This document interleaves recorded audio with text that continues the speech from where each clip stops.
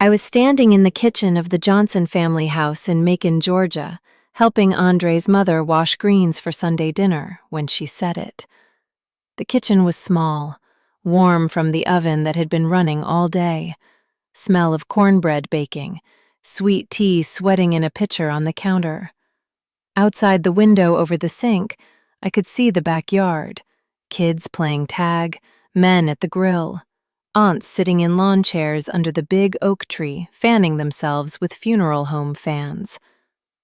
My hands were in the sink, cool water running over the greens, washing away the grit, the dirt, the things you can't eat.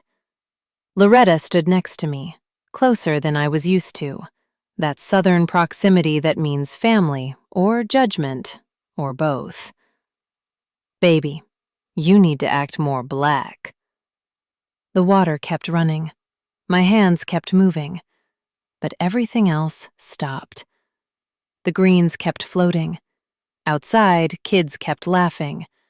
Someone's Bluetooth speaker kept playing Frankie Beverly, Before I Let Go, the reunion anthem, the song you can't escape at any Black family gathering. Normal sounds, normal moment. But those 6 words, they didn't feel normal. They felt like a door closing, like an assessment rendered, like every anxiety I'd had about marrying into this family crystallizing into one sentence. Loretta Johnson looked at me over the sink, drying her hands on a dish towel that said, "Blessed beyond measure," in script font. 58 years old, dark skin that reminded me of my grandmother's, church hat still on from morning service, even though we'd been home for hours. The kind of Black Southern matriarch who commands respect just by existing, whose word is law, whose approval matters more than you want it to. "I don't mean nothing by it," she continued, voice gentle, like she was helping me. "But you make people uncomfortable, baby. The way you talk, how you dress. We know you went to that fancy school and all, but you're a Johnson now. You need to try to fit in." I turned off the water, dried my hands slowly, gave myself time to think, to breathe, to not say what I wanted to say. "Uncomfortable how?" I asked carefully. Something in me didn't break. It froze. Hello, dear listeners. Thank you for being here today. Before we begin, if this story resonates with you, if you've ever been told you're too much or not enough of who you are, please subscribe, leave a like, and share your experience in the comments below. Your voice matters. This is a story about family and belonging, about colorism and classism within our own community, about the moment you realize that sometimes the people who look like you can make you feel the most unseen, about what happens when your own family asks you to audition for Blackness. Before I tell you about that weekend in Macon, let me tell you who I am. My name is Taylor Johnson. I'm 30 years old. I'm a software engineer at a tech company in Seattle. I have a degree from Stanford in computer science. I grew up in the Central District of Seattle, the CD, historically the heart of Black Seattle before gentrification started pushing families out. I am Black. I've always been Black. I've never had to question that. Until I married into the Johnson family. Let me back up. I met Andre Johnson 4 years ago at a tech conference in San Francisco. He was there representing his company, an Atlanta-based startup. I was presenting on AI ethics and algorithmic bias. Our panels were back-to-back. After my talk, he came up to me. Tall, dark-skinned, beautiful smile, locks pulled back in a ponytail. "That was brilliant," he said, especially the part about how bias compounds in training data. "I've been trying to explain that to my team for months." We got coffee, talked for 3 hours about tech, about being Black in Silicon Valley, about the weight of being the only one in the room who looks like you. "Where are you from?" he asked. "Seattle, born and raised. You?" "Georgia, small town outside Macon. Moved to Atlanta for college, never left." "What brought your family to Georgia?" He laughed. "They didn't move there. We've been there since—" He paused, considering. "Since always. Since slavery, probably. My family's roots go deep in that red clay." Something about the way he said it, with pride, with weight, with history, made me want to know more. We dated long distance for a year. Seattle to Atlanta, then Atlanta to Seattle. FaceTime calls every night, flights every other weekend. The accumulation of small intimacies across time zones. I met his family early on. His mother, Loretta, his father, Robert, who everyone called Big Rob. His two sisters, Keisha and Jasmine. His younger brother, Marcus. Extended family, aunts, uncles, cousins who felt more like siblings. They were warm, welcoming, fed me too much food, asked about my job in that way that meant they didn't quite understand tech, but were proud I was doing something professional. "A engineer," Loretta said when we first met. "Baby, that's wonderful. We always said our Andre would marry a smart girl." I smiled, ignored the slight sting of girl when I was 27 with a Stanford degree. Told myself it was just Southern, just generational, just family. There were moments, small ones, comments I brushed off. "You talk so proper," one of his cousins said. "Where'd you go to church growing up?" his father asked. When I said the name, First AME Church in Seattle. He nodded, but I saw the slight confusion, like he expected a different kind of church. "Your hair is so pretty," his sister Jasmine said, touching my natural curls. "How'd you get it so neat? Mine never does what I want." I didn't hear it then. The subtext, the assessment. Andre and I got engaged after 2 years, married after 3. Small wedding in Seattle. His family flew up. My family was there. Parents, grandparents, aunts and uncles who'd lived in the CD for generations. Teachers, nurses, a professor, a small business owner, black middle class, if you want to put a label on it. I watched Andre's family at the reception, watched them navigate my world the way I'd been navigating theirs. The cocktail conversations, the indoor voices, the wedding coordinator's timeline. His mother looked uncomfortable in her dress. His father kept tugging at his tie. His cousins clustered together by the bar, talking loud enough that other guests glanced over. I felt something then, a small worry, but I pushed it down. They're just not used to this, I thought. This kind of wedding, this kind of event. I didn't think, maybe they think I'm not used to being black. We moved to Seattle after the wedding. Andre got a job at Microsoft. We bought a condo in Capitol Hill, decorated it with art from black artists, books by black authors, the kind of home that announces itself. Life was good. We were building something. I had my career, he had his. We had each other. We visited Georgia twice a year, Christmas and the annual Johnson family reunion in June. The first reunion I attended, I was still just his girlfriend. It was June, hot, humid in a way Seattle never is. The reunion was at a park in Macon. Picnic tables, barbecue grills, a pavilion decorated with red and black balloons. There were maybe 200 people there. All Johnsons, or married into Johnson, or dating a Johnson. T-shirts that said, "Johnson Family Reunion 2019." with a family tree graphic. Everyone was nice. So nice. Introduced me to cousins, second cousins, cousins' kids, family friends who'd been around so long they were basically family.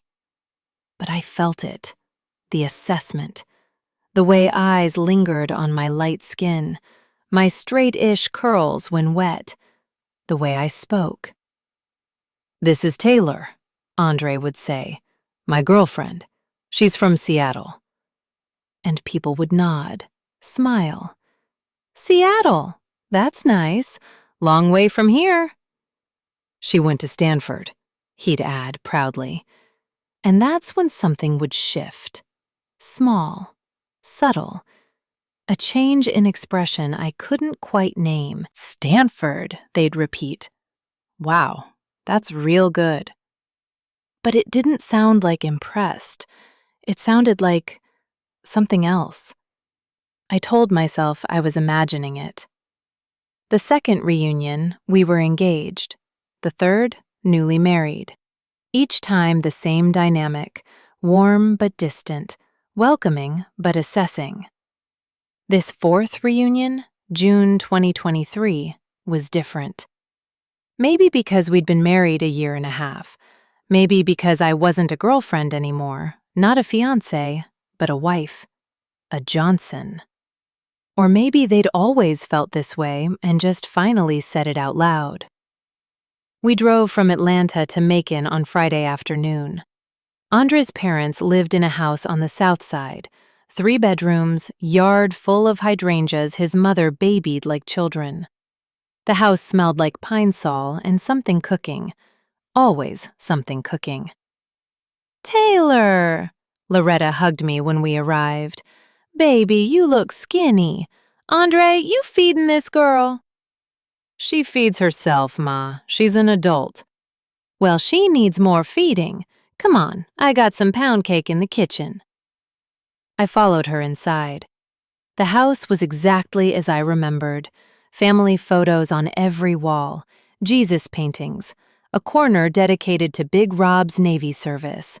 Comfortable, worn, loved. "How's work, baby?" Loretta asked, cutting me a slice of pound cake. "Good. Busy. We just launched a new product." "That's nice." She didn't ask what product, didn't ask what I did exactly, just nodded and kept cutting cake. Andre's father came in from the garage, wiping his hands. "There's my daughter-in-law. How's Seattle treating you?" "Good. Rainy, but good." "I bet. All that rain, I don't know how you stand it." "You get used to it." "Well, you're home now. Real weather. Real food." He winked. I smiled. Let it go. The implication that Seattle wasn't real, wasn't home, wasn't enough. That evening, families started arriving. The house filled with aunts and uncles staying the night, cousins stopping by, kids running through rooms that suddenly felt half the size. "Taylor!" Keisha hugged me. "Girl, your hair! Did you cut it?" "No, just styled it differently." "It's so neat. Mine never lays that nice. You must use some expensive products, huh?" "Just regular stuff. Diva Curl mostly." Diva Curl. She said it like a foreign word. I'll have to look that up. Her daughter, maybe 8 years old, stared at me. "Auntie Taylor, why you talk like that?" "Like what, baby?" Like the white teachers at school." Keisha laughed, not unkindly. "Shayla, don't be rude. Taylor's from Seattle. They talk different up there." I smiled. Tight. "It's okay." But it wasn't okay. It sat in my chest, a small stone. Dinner was loud, crowded, everyone talking over each other. Plates piled high with fried chicken, mac and cheese, cornbread, sweet tea so sweet it made my teeth hurt. "Taylor, you not eatin' much," Big Rob observed. "I'm eating, just slowly." Girl, don't eat slow down here. Food'll be gone. Someone laughed. I laughed too. Ate more. Tried to take up space in a way that felt foreign to how I usually existed. After dinner, the men went outside to smoke, drink, talk. The women stayed in the kitchen, cleaning, gossiping, the ritual of it. I helped wash dishes. Loretta washed, I dried. That's when she said it. Baby, you need to act more black. Let me be clear about something. Loretta Johnson is not a villain. She's not cruel. She's not intentionally harmful. She's a 60-year-old black woman from rural Georgia who grew up picking cotton as a child, whose parents grew up under Jim Crow, whose grandparents were sharecroppers one generation removed from slavery. She married Big Rob at 19, had 4 kids by 27, worked as a home health aide for 40 years while raising those kids, kept a clean house and a faithful church attendance, and a family that stayed together when so many didn't. She is the backbone of her family, the matriarch, the prayer warrior, the Sunday dinner coordinator, the keeper of traditions and recipes and stories. And she looked at me, her son's wife, a black woman with a Stanford degree and a tech job and an inability to code switch the way she needed me to, and decided I was doing blackness wrong. That's the complexity of colorism, of classism within black families. It's not always hatred. Sometimes it's love. Twisted, conditional, but love. I don't mean nothing by it, she said that Friday night, hands still in the sink. But you make people uncomfortable, baby. I stood there, dish towel in hand, trying to understand. Uncomfortable how? The way you talk, how you dress, you come across different. Uppity, some folks might say, though I wouldn't use that word. But she just did.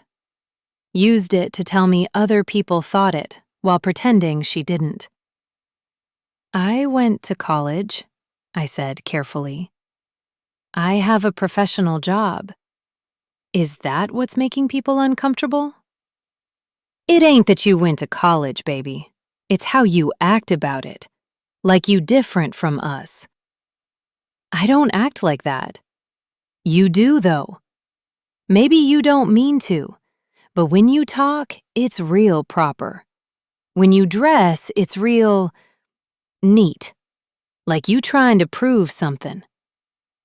Prove what? She looked at me then.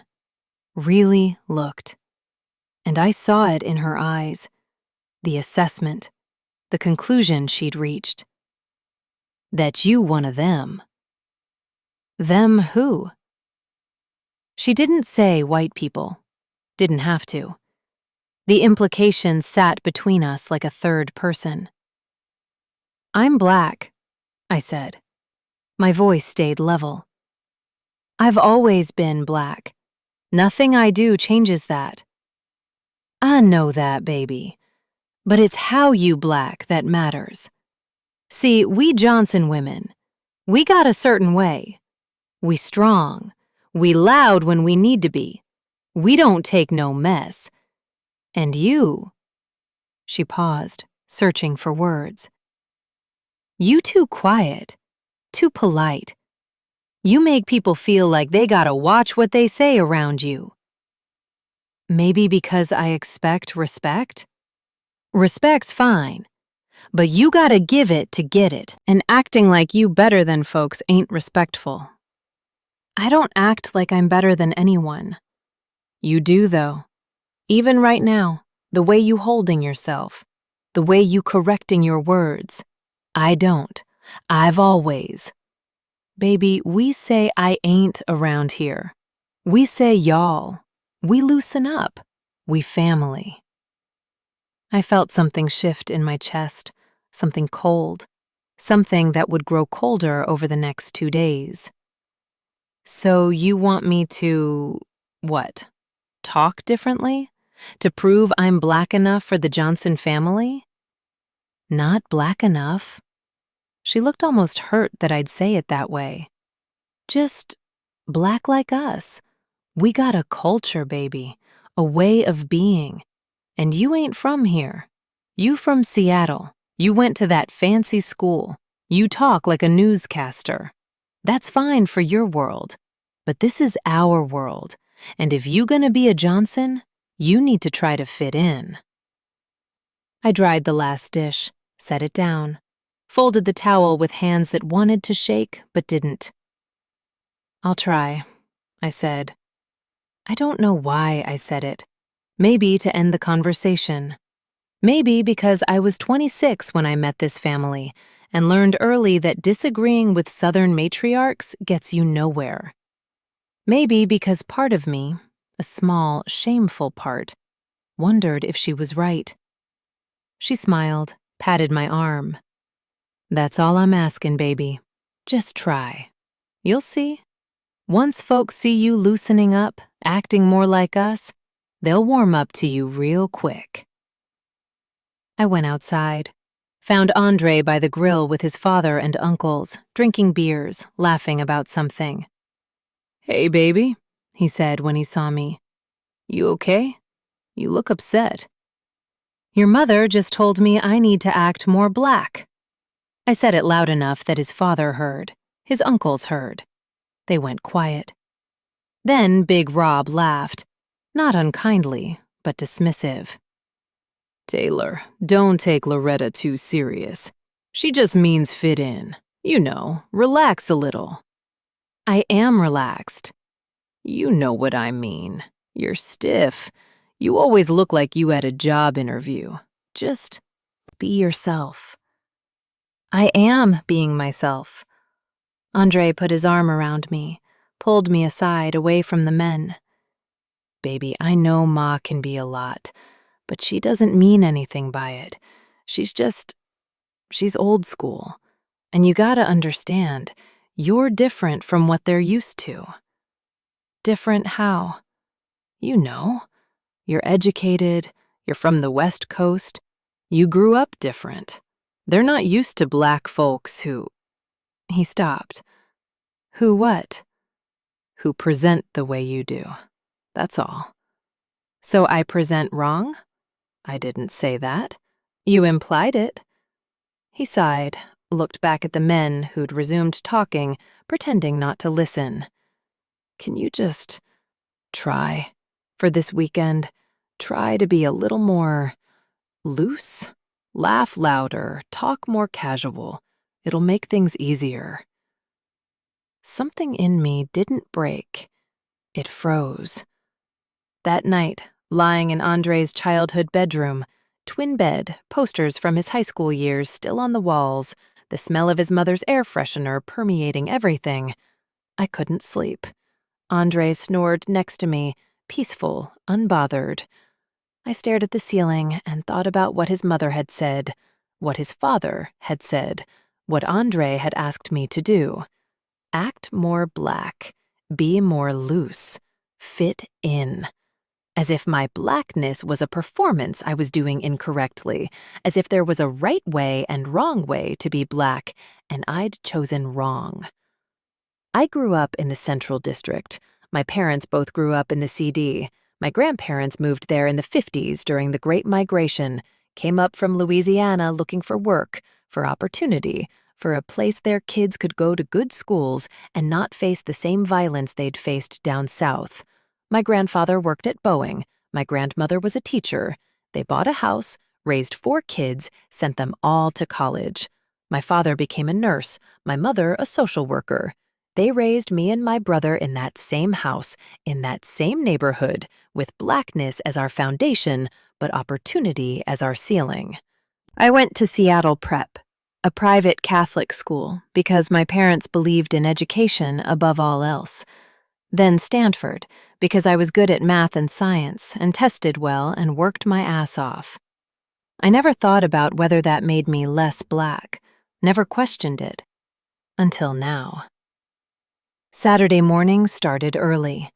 The reunion didn't officially start until noon, but Loretta was up at 6 cooking. I came downstairs at 7, offered to help. "Oh, baby, you don't have to do that. You're a guest." "I'm family." She smiled. "All right, then. You can snap these beans." I sat at the kitchen table, snapping green beans, while she moved around the kitchen with practiced efficiency. Andre's sisters showed up around 8, bringing more food, more hands. "Taylor's helping," Jasmine said, surprised. "Girl can snap a bean," Loretta said. "Stanford don't teach you everything, huh?" They laughed. I laughed, too.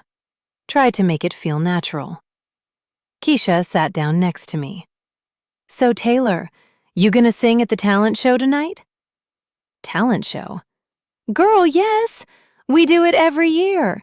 Everyone performs something. Singing, dancing, poetry. You should do something." "I don't really have a talent like that." "What you mean? Everyone got something. What you do for fun?" Coding? Reading?" They looked at each other. Something passed between them I couldn't read. "Well, maybe you could recite a poem or something," Jasmine offered. "You probably know some good ones, educated as you are." There it was again. Educated. Said like it was a box I lived in, separate from them. "Maybe," I said. By noon, the park was filling with Johnsons. The pavilion was decorated, grills were smoking, kids were running wild. I wore what I always wore to casual events: nice jeans, a fitted blouse, sandals. My hair in its natural curl pattern, defined and neat. I felt people's eyes on me immediately. "Andre's wife clean up nice, don't she?" I heard someone say. "Too clean, if you ask me," someone else responded. Andre was absorbed in cousin conversations, showing pictures of Seattle, talking about Microsoft, in his element. I stood on the periphery, not quite outside, not quite in. A woman approached me. Andre's cousin, I thought, though I couldn't remember her name. There were so many cousins. "You must be Taylor. I'm Niecy. We met last year, but I know you probably don't remember." "I do remember. Hi, Niecy." "Girl, your hair! How you get it so perfect? Mine just does whatever it wants." "Just product and patience." "Must be nice to have the time for all that. I got 4 kids. I ain't got time to be defining curls." She laughed. "You and Andre thinking about kids?" "Eventually." "Well, don't wait too long. You already 30, right?" 30, yes. "Time's ticking, girl. And Andre would make such a good daddy." The conversation shifted. She asked about my job, but in a way that felt like test questions. Did I like working with all those white people? Did I ever feel like the only one? Did I ever face discrimination? "Sometimes," I said carefully. "I bet. You probably have to code switch like crazy, huh?" The irony of that statement, coming from her, in this park, after what Loretta had said last night. "I adapt to my environment," I said. "That's smart. You gotta do what you gotta do." She paused. "Though between you and me, you could probably relax a little here. You with family. You don't gotta talk all proper." There it was again. I smiled, said nothing. The afternoon wore on. Barbecue, sides, desserts. I ate, made small talk, tried to follow Andre's advice, tried to be loose. I laughed louder at jokes, said y'all instead of you all. Dropped a "that's what I'm talking about" when someone said something I agreed with. It felt like a costume, like I was playing a character called Black Enough for the Johnsons. At the talent show that evening, I sat with Andre in the front row. People sang gospel, R&B, some Frankie Beverly because it's not a Black family reunion without Before I Let Go. The pavilion had been transformed. String lights hung overhead, already glowing as the sun started to set. Fold-out chairs arranged in rows, a makeshift stage area with a borrowed PA system that buzzed with feedback every time someone adjusted the mic. Someone did a stepping routine, a group of younger cousins, synchronized, powerful, feet hitting the ground in rhythm that made you feel it in your chest. The crowd went wild, stomped, clapped along. Get it! Get it! Someone else recited Maya Angelou. Still I rise, voice shaking with emotion, with pride, with the weight of words that belonged to all of us. More cheers, more love.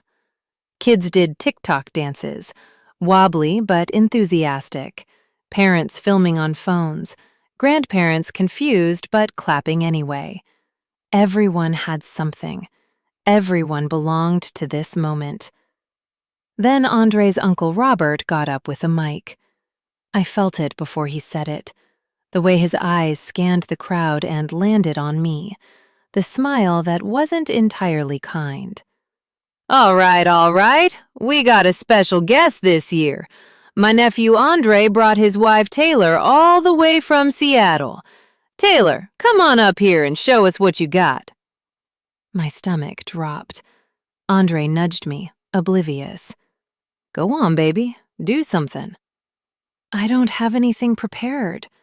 Just sing something. You got a nice voice. Andre, I can't. Come on, Taylor, someone yelled from the back. Don't be shy. Yeah, Seattle, show us what you got. The whole park was looking at me. 200 Johnsons, 200 sets of eyes, all of them waiting to see what Stanford, what Seattle, what light-skinned, properly speaking Taylor could possibly offer this moment.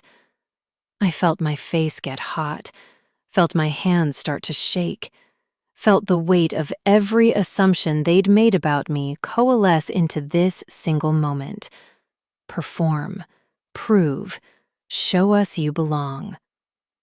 I stood up, walked to the front on legs that didn't feel stable, took the mic from Uncle Robert with hands that shook visibly now.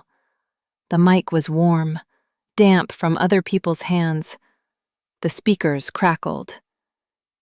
I'm not really prepared, but I can sing some Beyoncé, someone yelled.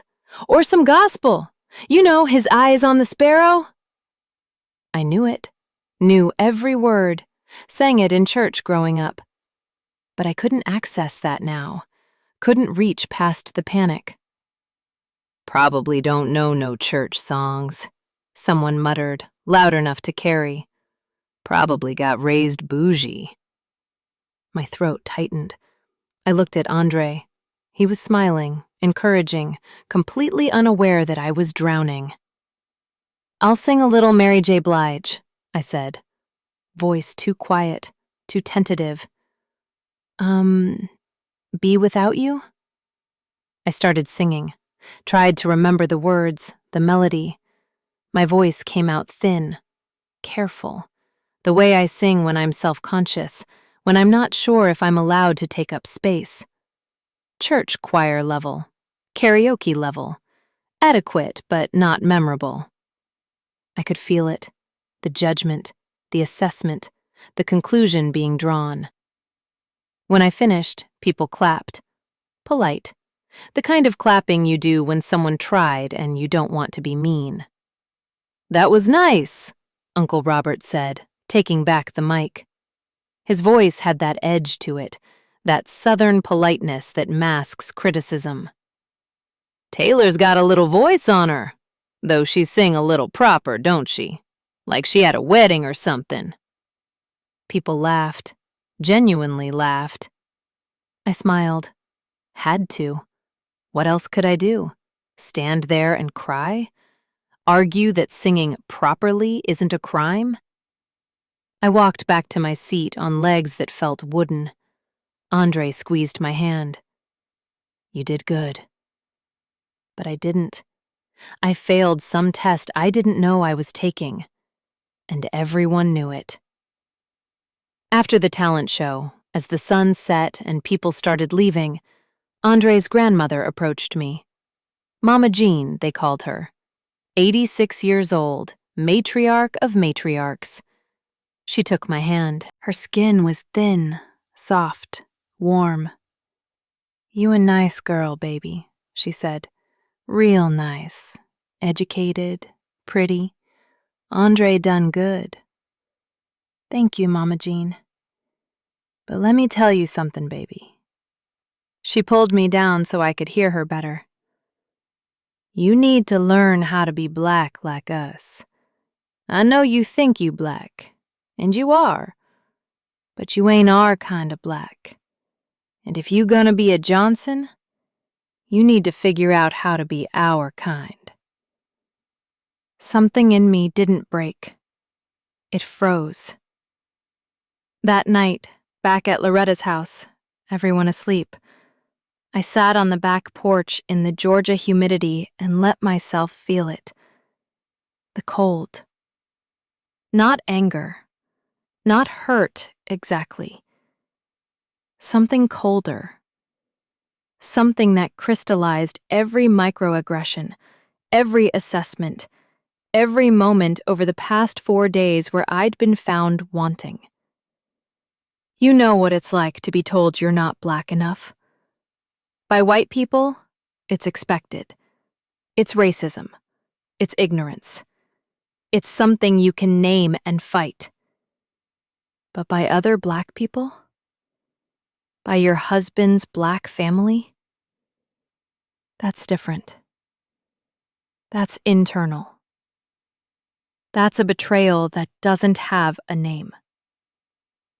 I thought about every time I'd faced this from white people in my life. The assumptions, the surprise when I spoke so well, the questions about my hair, the touching without permission, the "you're not like other black people," meant as a compliment. I'd developed armor for that. Code switching when necessary, directness when possible, the ability to move through white spaces while keeping my blackness intact.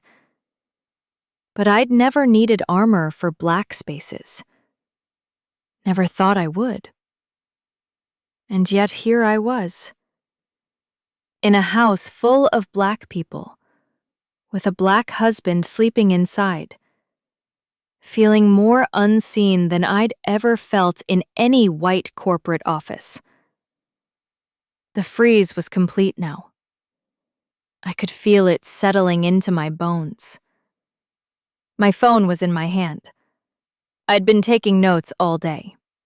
Mental notes, voice notes, actual typed notes. Every comment, every look, every moment where someone told me, directly or indirectly, that I was doing blackness wrong. I opened my notes app, read what I'd written. Friday, 8:47 p.m. Loretta says I need to act more black, says I make people uncomfortable, suggests I'm uppity. Saturday, 11:23 a.m. Nisi says I should relax my speech, says I don't have to talk all proper here. Saturday, 2:34 p.m. Someone says I probably don't know church songs and was raised bougie. Saturday, 7:45 p.m. Uncle Robert says I sing proper in front of 200 people. Saturday, 9:12 p.m. Mama Jean says I need to learn how to be black like them. 4 days, dozens of comments, all saying the same thing. Your blackness is wrong. Our blackness is right. Conform or remain other. I thought about my parents, about my grandparents who left Louisiana so their children could have options, could go to good schools, could become anything. I thought about the white kids at Seattle Prep, who asked if I was really black or mixed with something, because my skin was light, my hair wasn't kinky enough, my speech was too normal. I thought about Stanford, where I was black enough to be noticed, to be the diversity, to be asked to speak on behalf of all black people in class discussions. I thought about my job, where I'm one of 3 black engineers in a team of 30, where I code switch constantly, where I make white people comfortable while navigating their assumptions. And now this, my husband's family, asking me to perform blackness differently, not for white comfort, but for black comfort, for their comfort. The irony was breathtaking. I am black. Light-skinned, yes. Educated, yes. Professional, yes. But black. My blackness is not less valid because I don't say ain't, because I enunciate, because I prefer reading to cookouts, TED Talks to family reunions, quiet contemplation to loud celebration. Blackness is not a monolith. It's not rural versus urban, dark versus light, HBCU versus Ivy League, church every Sunday versus church on Easter and Christmas. It's all of it. It's diaspora. It's complexity. It's me and them and everyone in between. But they couldn't see that, or wouldn't. And Andre, who I married, who I chose, who chose me, he asked me to try, to adapt, to perform, just for the weekend. Just be more loose, he said, as if looseness was the price of admission, as if my natural way of being was insufficient, as if love was conditional on changing who I was to fit who they wanted. I sat on that porch and felt the freeze complete itself, felt 29 years of black womanhood crystallize into something hard and cold and useful. I wasn't going to argue, wasn't going to cry, wasn't going to leave in dramatic fashion or cause a scene. I was going to do what I do best, what Stanford taught me, what corporate America taught me, what being a black woman in tech taught me. I was going to build a case, document, present, let the data speak, and then I was going to make them sit with it, make them hear themselves, make them face what they'd done. Something in me didn't break. It froze, like a woman understanding that sometimes the people who look like you can hurt you worse than anyone else. Like a daughter-in-law realizing her husband chose his family's comfort over her dignity. Like a black woman learning that even within blackness, there are hierarchies, gatekeepers, judges. I went inside, found my laptop, sat at the small desk in Andre's childhood bedroom, the desk where he'd done homework, where he'd applied to colleges, where he'd become the person I thought I knew. The room was quiet, except for the AC unit humming, the distant sound of conversation from downstairs, the occasional burst of laughter that felt like it was happening in another world. I opened PowerPoint, blank slide, cursor blinking. For a moment, I just sat there, hands on the keyboard, breathing. This was it. The choice. I could close the laptop, go downstairs, apologize for being sensitive, try harder to fit in. That's what they expected, what Andre wanted. Or I could do this. Build the case, present the evidence, force them to see what they'd done. There was no going back from this. I knew that. Presenting this would burn bridges, cause drama, make me the problem. But I was already the problem. Being myself made me the problem. So why not be the problem loudly? I started typing. Title slide. Things you said to me this weekend. A presentation on colorism, classism, and conditional belonging. Font, Calibri. Simple, professional. The same font I used for work presentations. Because this was work. The work of defending your own humanity. Slide 2.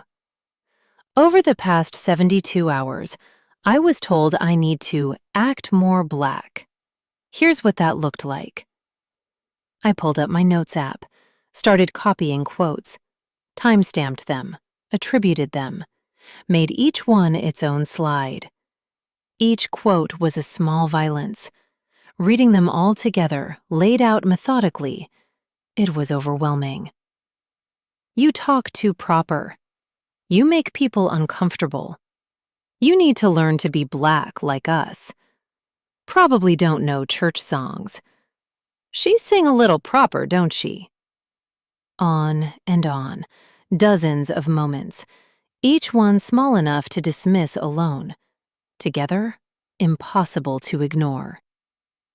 I added slides about colorism, about how preferring dark skin while simultaneously punishing light-skinned black people for not being black enough is still colorism. How respectability politics hurts everyone.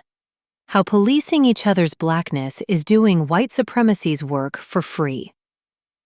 I added slides about classism, about how education doesn't erase blackness, about how assuming anyone with a degree is trying to be white is just another way of saying black people don't belong in academia, in professional spaces, in rooms where decisions get made. I added slides about code switching, about how I do it every day at work, in white spaces, to survive. About how asking me to code switch here, in a black space, with black family, was asking me to perform trauma response as proof of authenticity. My final slide was simple. I'm done auditioning. 4 words. That's all it took. I saved the file, closed the laptop, lay back on the bed and stared at the ceiling. Tomorrow morning, at brunch, I would present this to the Johnson family. All of them. I would make them watch, make them listen, make them face themselves.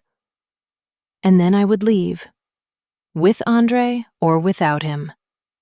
Because I was done auditioning for people who should have accepted me from the start. Sunday morning, I woke up with purpose. Andre was still asleep, face down in the pillow, one arm stretched across the twin bed like he was still a teenager who could sprawl. I got up quietly, grabbed my laptop, went to the kitchen.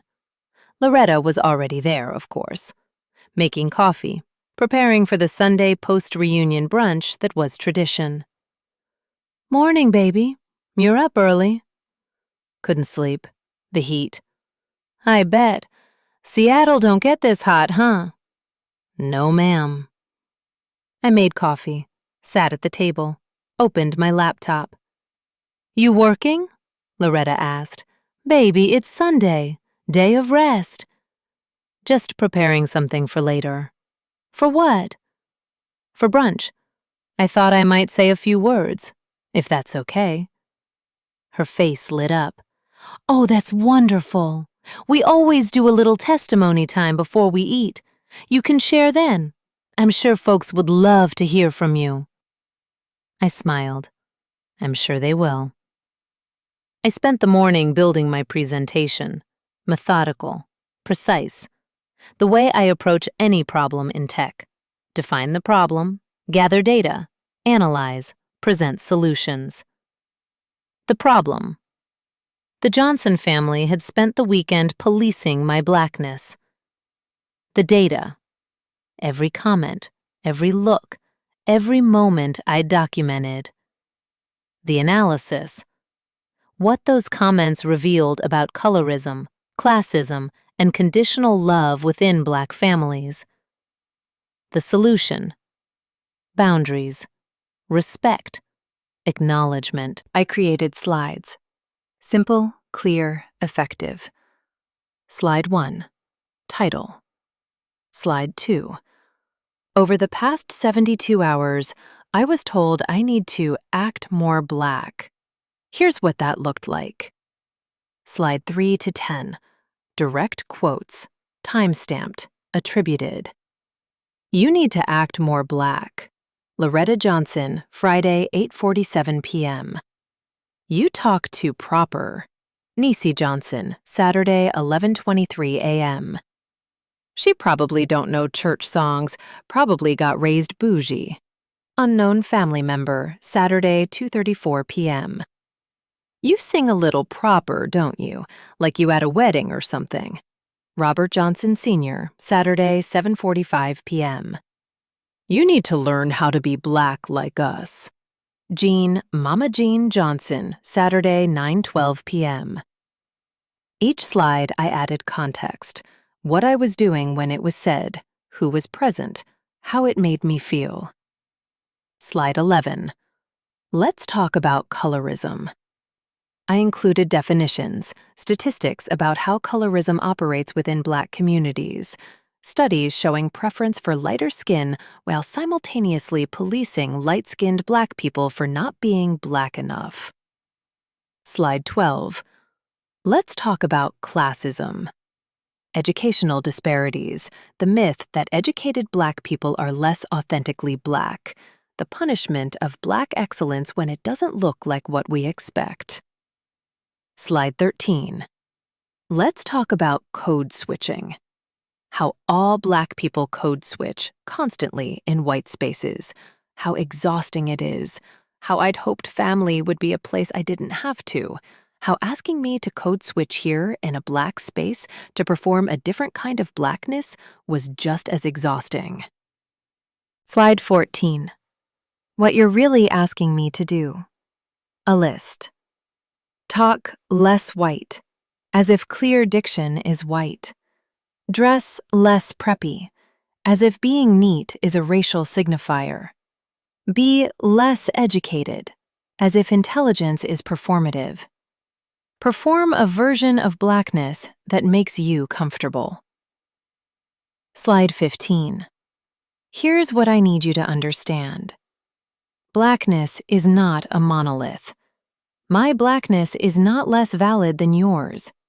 Education doesn't erase Blackness. Geography doesn't erase Blackness. Skin tone doesn't determine authenticity. You don't get to audit my Black card. Slide 16. And here's what I need from you. Acknowledgement that what you said was harmful. Understanding that you asked me to erase parts of myself. Recognition that family should be a place of acceptance, not audition. An apology. Slide 17. Because I'm done auditioning. Final slide. Just those 4 words. Bold. Clear. I saved the file. Closed my laptop. Andre came into the kitchen, still in sleep clothes, rubbing his eyes. Morning. You been up long? A while. Making those eggs? Loretta asked him. Yeah, Ma. Taylor, you want some? I'm good. He kissed the top of my head, went to the stove. Didn't ask what I was working on. Didn't sense the shift in me. That was the problem, maybe. He never sensed it. Never saw how I moved through his family space like a visitor. Never quite welcome. Always watched. Or maybe he saw it and decided it was easier to ask me to change than to ask them to accept me. By 11, the house was filling up again. Family coming for brunch, for leftover barbecue, for one more gathering before everyone scattered back to their lives. The dining room table was extended, chairs borrowed from neighbors, food covering every surface, people laughing, talking, the comfortable chaos of family. I waited until everyone was seated, until plates were full, until the initial hunger was satisfied and people were leaning back, content, ready for the testimony time Loretta always facilitated. All right, Loretta said, standing. Before we get to testifying, Taylor said she wanted to say a few words.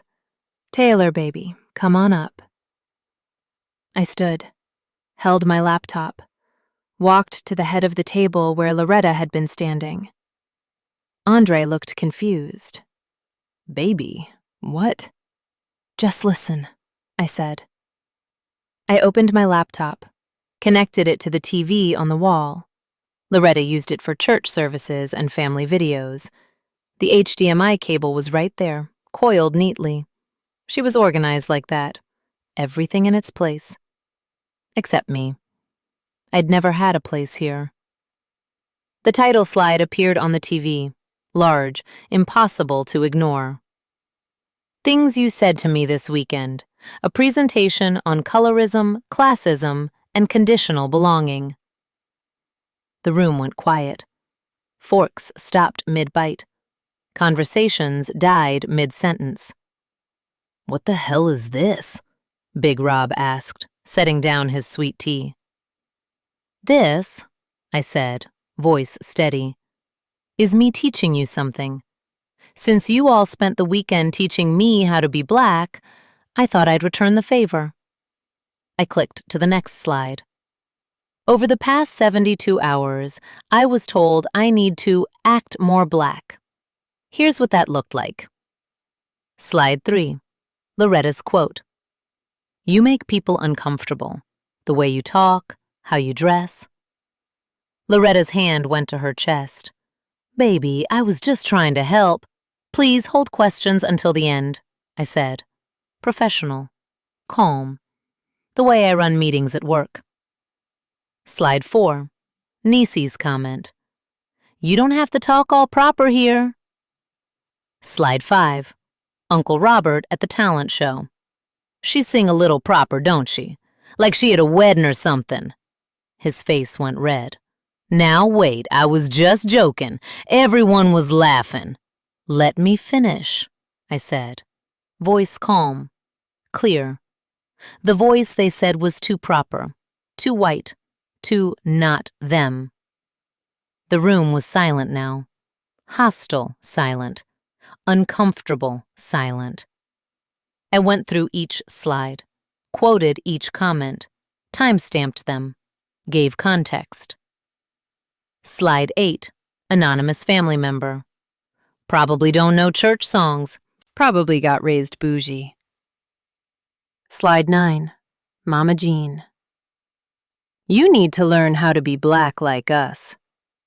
At this slide, Mama Jean made a small sound. Not quite a gasp. Something more wounded. Slide 12. Let's talk about colorism. I read the definition, showed statistics about skin tone preferences within black communities, how light skin is valued aesthetically while simultaneously being used to police authenticity.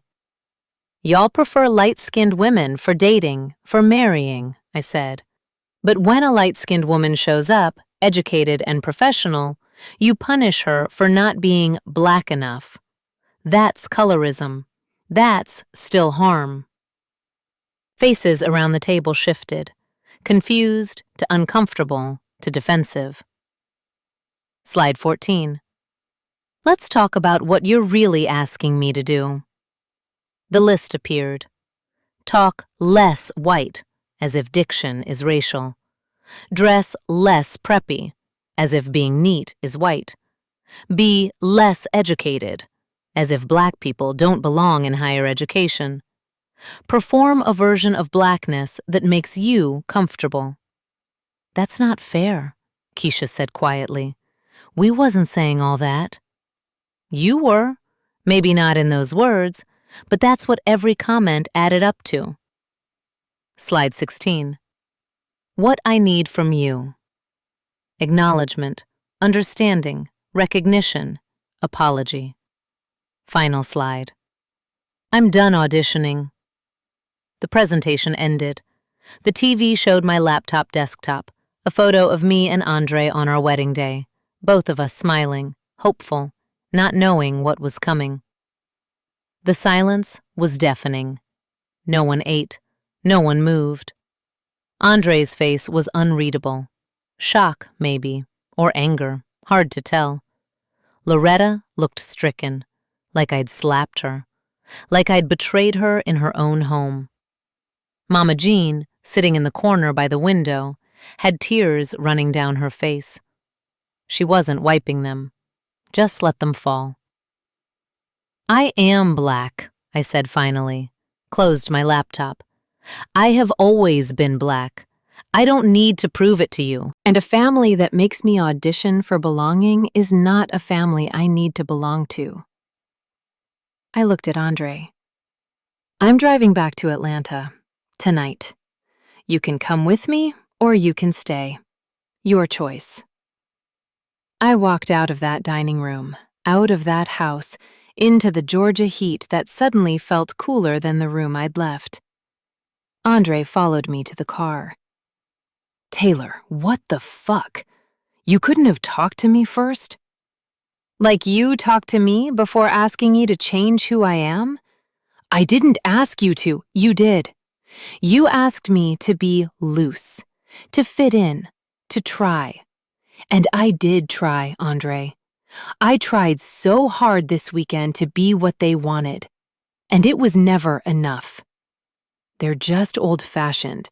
They mean exactly what they said. Your mother told me I'm uppity.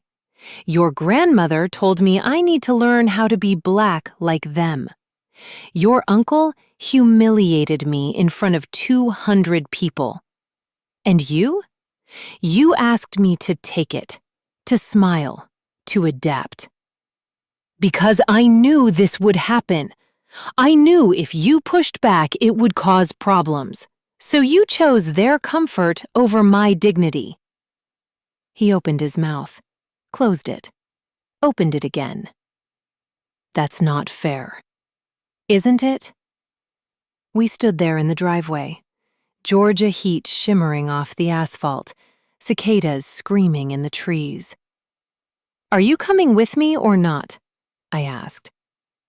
Taylor, be reasonable. We can't just leave like this. Let me talk to them, smooth things over. I'm not interested in smooth.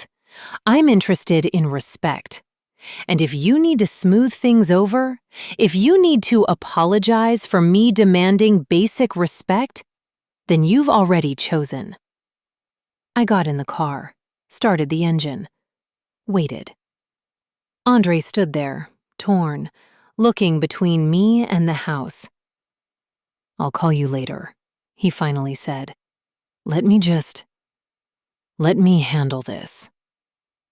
I drove away, left my husband in Macon, left his family in that house with my PowerPoint still on their TV screen, left that version of Taylor who tried to fit in, sitting in the passenger seat like a ghost. 6 hours to Atlanta.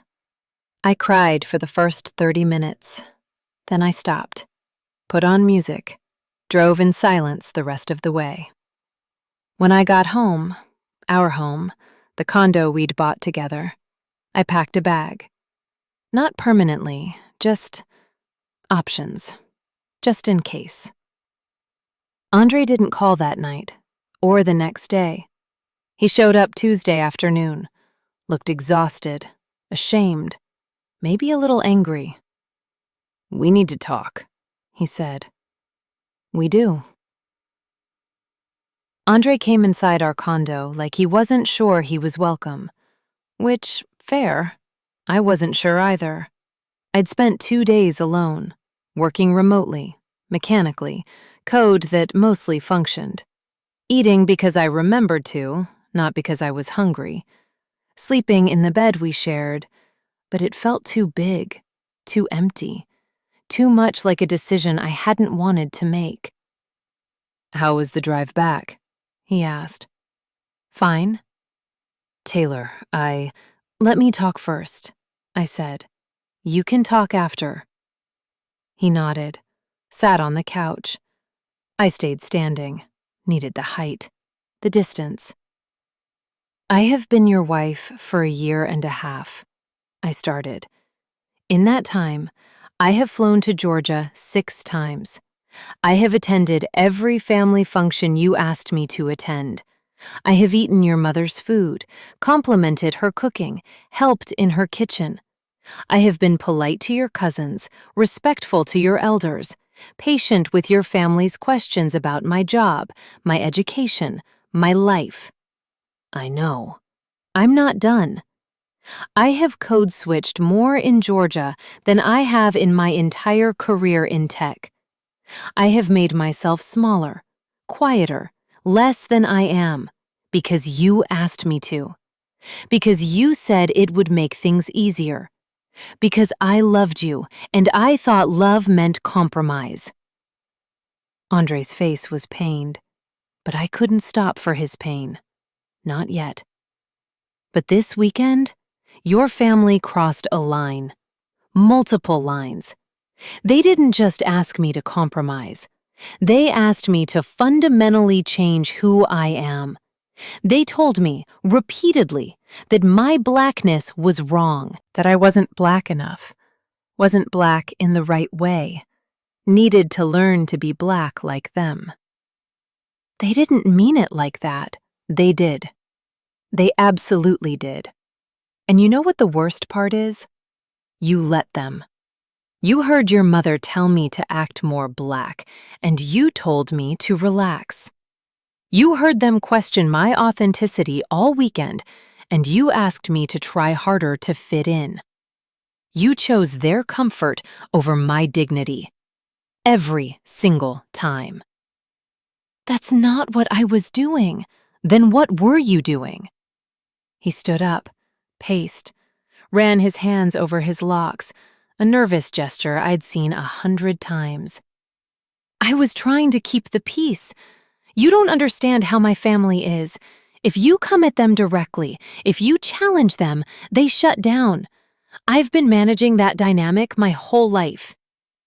So you asked me to manage it too. You asked me to manage their racism. It's not racism, it's colorism. It's classism. It's conditional acceptance based on whether I perform blackness the way they want me to. That's racism with a black face, Andre. He stopped pacing. You really think my family is racist? I think your family has internalized a lot of things. I think they've been hurt by white supremacy in ways that make them police blackness within their own community. I think they see my education, my speech, my mannerisms as assimilation, as betrayal, as trying to be white. And I think you know all of this, and you still asked me to take it. Silence. Long. Heavy.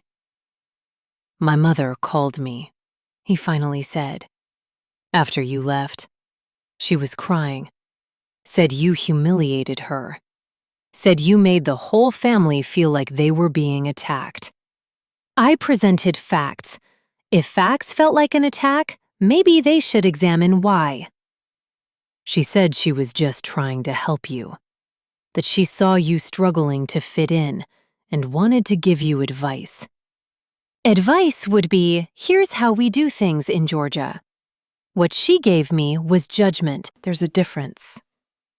She doesn't see it that way. That's her problem, not mine. Andre sat back down, dropped his head into his hands. I don't know what you want me to do here, Taylor. I want you to choose me. I want you to call your mother back and tell her that what she said was wrong, that what your family did was wrong, that you're not okay with it, and it won't happen again. And if I can't do that, then we have a bigger problem than your family. He looked up, eyes red, tired. They're not bad people. I never said they were. But good people can do harmful things. And when they do, they need to be accountable. You want me to choose between you and my family. No. I want you to stop seeing it as a choice. I want you to understand that choosing me doesn't mean rejecting them. It means expecting them to treat your wife with basic respect. If that's too much to ask, then yeah, we have a problem." More silence. I could see him thinking, processing, trying to find a middle ground that didn't exist. "What if we did therapy?" he offered. "Couples therapy. Work through this together."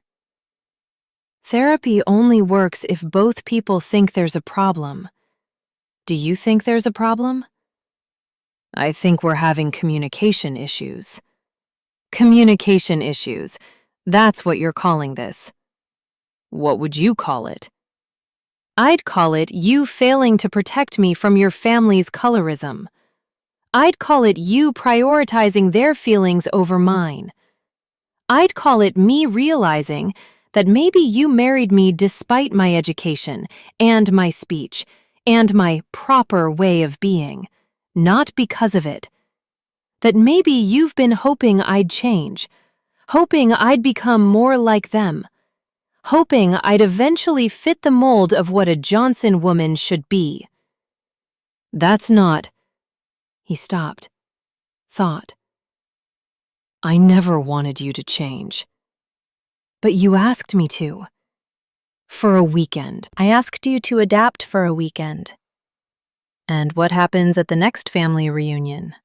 And the next Christmas? And the next whatever? Do I adapt forever? Do I spend the rest of my life performing blackness in a way that makes your family comfortable? He didn't answer. Couldn't answer. Because we both knew the answer. Here's what I need, I said. I need you to call your mother, today, and tell her that what she said was hurtful, that asking me to act more black was inappropriate, that you're not okay with it. Taylor, and I need you to tell your family that I won't be attending any more family events until I receive an apology. A real apology. Not, "I'm sorry you were offended," or "I didn't mean anything by it," but "I was wrong. I'm sorry. I'll do better." They'll never do that. Then I guess they won't see me. What about us? What about us? Are we okay? Are we going to be okay? I looked at him. This man I married. This man I loved. This man who'd let his family tell me I wasn't black enough and then asked me to take it with a smile. I don't know, I said honestly. I don't know if we're okay. I don't know if I can trust you to have my back when your family is involved. And I don't know if you're willing to do the work to rebuild that trust. I want to. I want to do the work. Then start by calling your mother. He pulled out his phone, stared at it, put it down. I need time to figure out what to say. You've had 2 days. I need more time. And there it was, the choice, or the inability to choose. Okay, I said, take your time. But while you're taking your time, I'm setting a boundary. I'm not going to any more Johnson family events. I'm not engaging with your family beyond polite distance. And if you need me to explain why again, if you need me to justify this decision, then you're not listening. I'm listening. Are you? He left an hour later. Said he needed to think, needed space, needed to process. I let him go, watched him drive away and felt the freeze solidify further. Over the next few weeks, we coexisted. He stayed with a friend some nights, came home others. We were polite, distant. 2 people sharing space, but not life. He said he'd called his mother, said they'd talked, said she was working on it. I didn't ask what that meant. Didn't push. Just waited. 6 months passed. We started couples therapy. A Black woman therapist in Capitol Hill who specialized in intercultural family dynamics. She was good, kind, but direct, made us sit with uncomfortable truths. In our 4th session, she asked Andre, "When Taylor told you your family was hurting her, why didn't you believe her?" He was quiet for a long time. Then, "Because believing her meant admitting my family is capable of harm, and I didn't want to see them that way." "And now?" "Now I see it. I see how they treated her. I see what I didn't do." Progress. Small, but progress. My phone rang one Tuesday in December. Unknown Georgia number. I almost didn't answer, but something made me. "Hello? Taylor? This is Loretta, Andre's mother." I sat up. "Hi. I hope I'm not calling at a bad time." "It's fine. What's up?" Silence. Uncomfortable.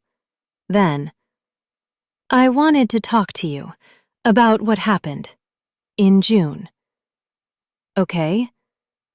"I've been thinking about it a lot, about what you said, about that presentation you did." "And?"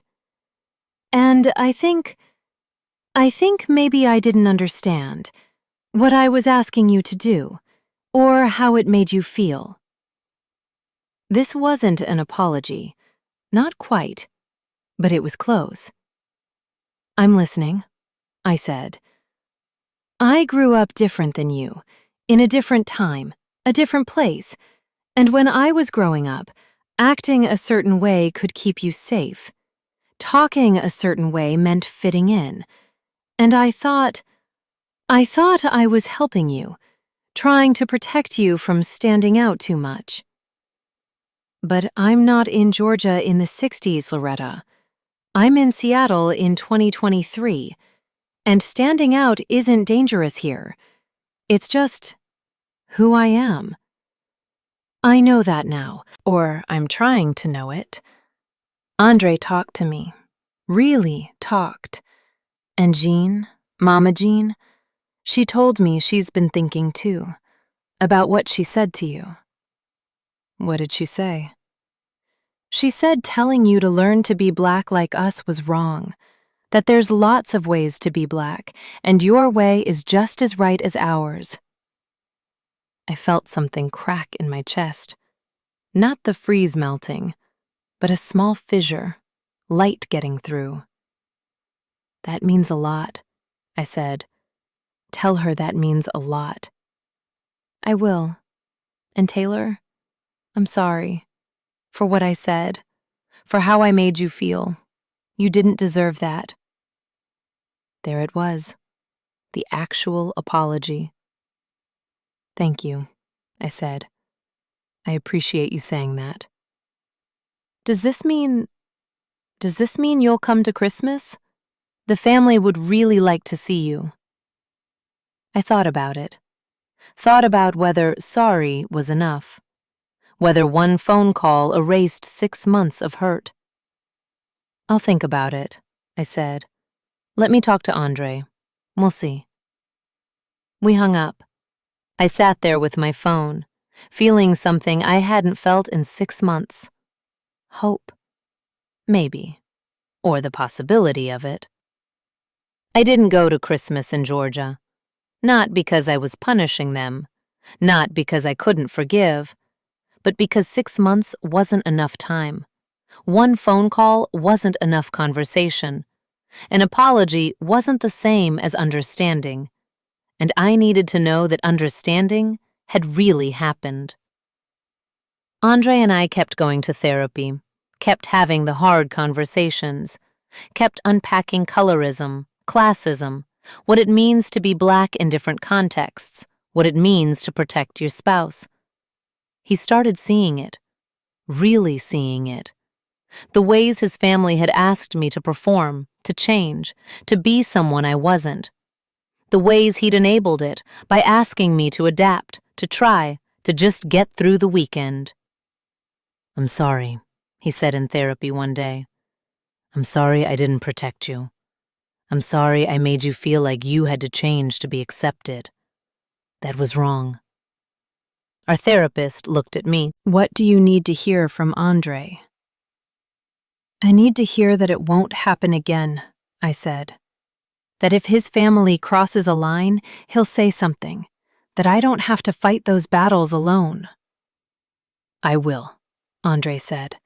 "I promise. I'll do better." Promises are easy.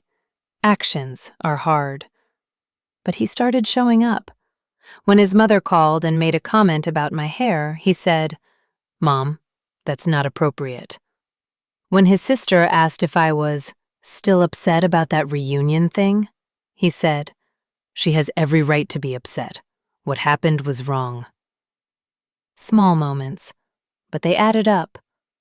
In March, we went back to Georgia. Not for a family reunion, just to visit. His parents, his grandmother. 3 days. Manageable. I was nervous. Andre held my hand on the plane. "If it gets bad, we leave. No questions asked, okay?" "Okay." Loretta met us at the airport, hugged Andre, then hugged me. Longer than usual. Tighter. "I'm glad you came," she said. "I missed you." "I missed you too." At the house, things were different. Subtle, but different. Mama Jean asked about my job in a way that felt curious, not judgmental. Keisha complimented my outfit without the too neat undercurrent. Big Rob asked about Seattle weather and didn't make it sound like Seattle wasn't real. On Sunday morning, Loretta asked if I wanted to come to church with them. AME church, not the one I grew up in, but similar, familiar. I said yes. The service was beautiful. Gospel music that shook the building, a sermon about grace and forgiveness, communion that felt like coming home. After, at lunch, Mama Jean took my hand across the table. "I've been thinking about what I said to you," she started, "at that reunion. About you needing to learn to be black like us." "It's okay." "No, baby. Let me finish. I was wrong. You don't need to learn nothing. You already know. You already are. And I'm sorry I made you feel like you had to prove it." I squeezed her hand. "Thank you, Mama Jean. That means everything. You good for my grandson. Real good. I see that now." We left Georgia on good terms. Not perfect. Not healed completely. But better. Better was enough. Now, a year later, things are still better.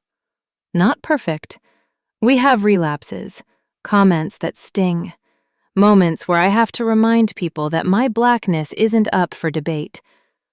But Andre speaks up now, sets boundaries, has my back in ways he didn't before. And his family tries, really tries. They catch themselves, apologize when they slip, ask questions instead of making assumptions. Last month, Loretta called me directly, not through Andre, just to talk. Asked about my work project, listened when I explained what machine learning does, said, "That's amazing, baby, you so smart." No qualifier. No, but you need to be humble about it. Just pride. "You should write a book," she said, "about all this computer stuff. Help other black folks understand it." "Maybe I will," I said. "You'd be good at it.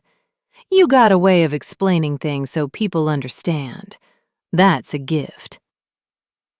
A gift. Not a problem. Not something to hide or shrink or code switch away. A gift.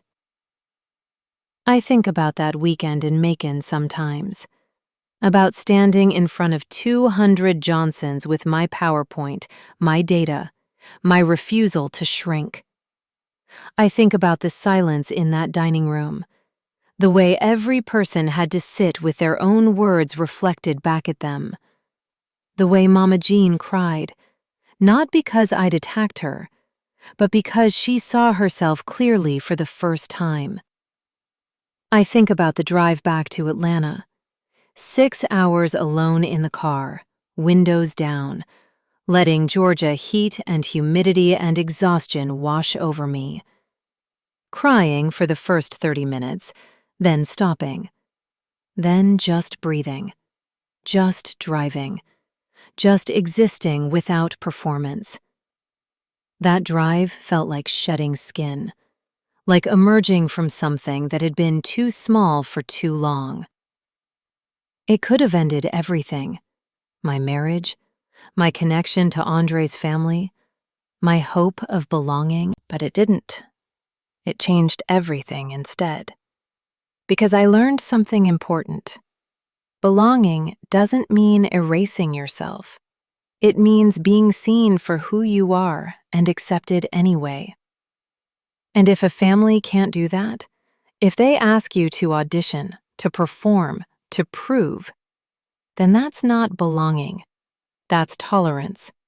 And tolerance isn't enough. There's a difference between adapting and erasing, between compromise and erasure, between fitting in and disappearing. I was willing to adapt, to learn their traditions, their ways of being, their Southern blackness that was different from my West Coast blackness. That's what you do in families. You learn each other. You grow together. But they weren't asking me to adapt. They were asking me to erase, to become someone I wasn't, so they didn't have to expand their definition of who could be part of them. And that's where I drew the line. I'm done auditioning for anyone. Done performing blackness to make others comfortable. Done shrinking to fit spaces that weren't built for me. I am Black. Light-skinned, Stanford-educated, properly speaking West Coast Black. And that's enough. That's always been enough. If the Johnson family has learned anything from that weekend, I hope it's this. Blackness is vast. It's diaspora. It's country and city, rural and urban, working class and middle class, and everything in between. It's all of us. All at once. No hierarchy, no gatekeeping, no auditions required. Some families learn this easily. Some families need a PowerPoint presentation and 6 months of therapy and painful conversations to get there. The Johnson family was the second kind. But they got there, eventually. And that's what matters. That's my story, dear listeners. If this resonated with you, if you've ever been told you're not Black enough, or too Black, or the wrong kind of Black, I see you. Your Blackness is valid. Your experience is real. You don't need to prove anything to anyone. Thank you for listening. Please like, share, and subscribe, and tell me in the comments, have you ever had to stand up to your own community? How did you find the strength? Remember this, you can't shrink yourself into belonging. Real family accepts you as you are. And if they don't, that's their loss, not yours. You are enough, exactly as you are. Until next time, protect your peace, set your boundaries, and never apologize for being yourself.